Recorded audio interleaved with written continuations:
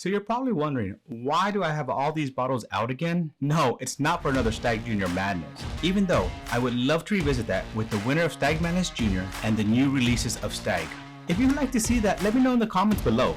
If you haven't seen Stagg Jr Madness with Everyday Drinker, Real Bourbon Talk, Those Bourbon Guys, and myself, I will leave a link for all those videos either up here or in the description below. Recently, Randy from Real Bourbon Talk reached out to me about one of his friends that wanted to do a Stagg Infinity bottle, and he needed some help. I was excited because I had the same idea of doing a Stagg Jr Infinity bottle as my first Infinity bottle. Mine's, buddy. Great minds. So when Randy asked if I'd like to help his friend Jarrett, I was more than happy to jump on the opportunity. Jarrett and I talked and had some of the same ideas. With the same idea. But he was also adding some of the store pick Staggs, which I don't have available in my area. So as a fellow Texan, and of course two great minds thinking alike, we traded some samples to help each other out and finish each other's goals. It was exciting to talk with someone who loves Stagg Jr as much as I do.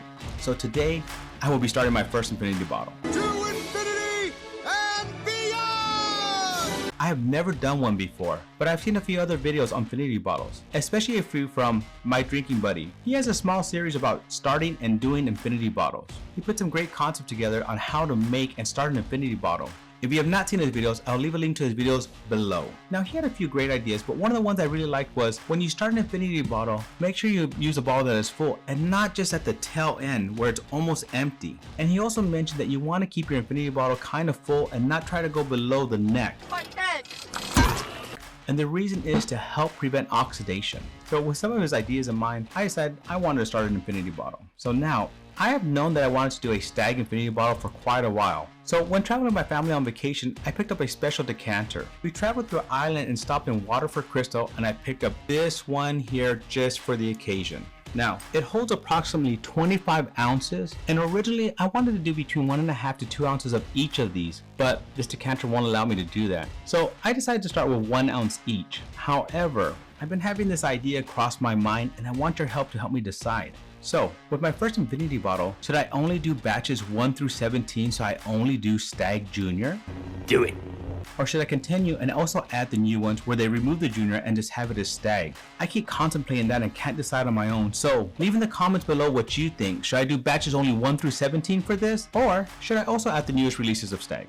On my research, I also discovered this app called Infinity Bottle. The app is actually really pretty cool. It allows you to make and track your Infinity bottles and everything you add or subtract from it. It allows you to have more than one at a time even. You can name and add spirits, categorize the spirits, also adding and pouring the amount of ounces of proof of every spirit you add to the bottle. It will even calculate the overall proof of the bottle, making my life a lot easier, not testing out my math skills. Math.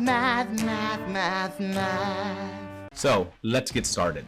So to start, I'm going to start from 1 through 17 today, and then let you guys help me decide if I'm going to keep adding on to this, or we'll figure out what we're going to do to help fill this completely up. So here we go. First pour, Stagg Jr. first batch. That smells amazing. I smell alcohol. Here it goes. The first pour into my Infinity bottle. How exciting. I'm so excited! Alright, let's fast forward through the rest of this. As I'm fast forwarding through this, I kind of want to show you the Infinity Bottle program. It's actually pretty cool. So here on my phone, you just click on the program. It opens up. How do we add more? So you go to this top right corner and you click on those 3 buttons there. We're going to add some. Alright, we're more than halfway there. I'm going to select Spirit. So when you do this, these were not on here. I had taken the time before to add all the batches. Batch 15, a great pour. Very easy to add. If you go to the top right corner, you can add. The name, of course, is required. So when you do that, you're going to add the name and everything else in there. And that's where you come up with this. On the description is where I was adding the details about the bottle, making sure I'm adding the proof, the year, and all that in there as well. Last but not least, batch 17. Ooh, nice cork pop. Final ounce. You mean less one in? So I wanted to show you here at the end. I've already added 16 of the 17, so I'm going to be adding the 17th one. So let's go ahead and just add that. Change that to 1 ounce, and as I hit done, you'll see that 17 pours, 17 fluid ounces, and my proof at this point is 130.4. So here are the other two batches. Batches 18, batches 19 that I have right now. So we'll decide if we're gonna be adding these to my first infinity bottle. So there you have it. Stagg Jr batches 1 through 17 infinity bottle. Can't wait to let this rest and taste this in a few weeks. Thank you for joining me on another journey down a bourbon rabbit hole. This one's exciting. I'm looking forward to trying this. See you guys soon. Cheers.